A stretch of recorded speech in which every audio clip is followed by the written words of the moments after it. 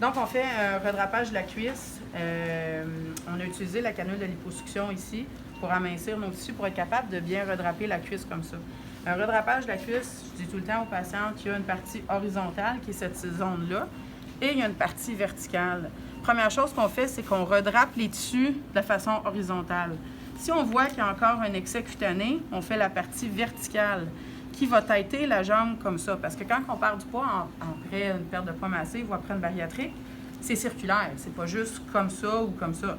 Donc, si on fait ici, c'est une cicatrice qui est très cachée au niveau du pli du pubis.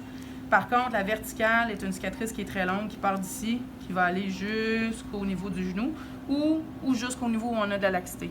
La partie de la liposuction, si vous voyez, on enlève l'épaisseur graisseuse pour être capable de bien disséquer. On a une canule à liposuction, ça s'en vient dans notre petit tuyau qui est ici. Et par la suite, ça s'accumule dans notre petite canisse qu'on voit qu'il y a du beau gras jaune. Okay? On va être capable de bien aider au niveau des dépôts graisseux et au niveau de la ptose des tissus. C'est la partie du redrapage. Fait que si on voit qu'ici, il y a une accumulation de tissus, ça peut être soit de la graisse, soit du lymphédème, qui est une accumulation d'eau, ou soit un tissu qui est descendu. Donc, la partie de liposuction va essayer d'aider au niveau de la dépôt graisseux, mais ne va pas aider à la descente des tissus. Majorité du temps, on combine les deux pour amincir le tissu et être capable de bien le redraper par la suite. Donc, c'est notre partie de liposuction. On avait déjà fait la partie ici pour amincir le tissu.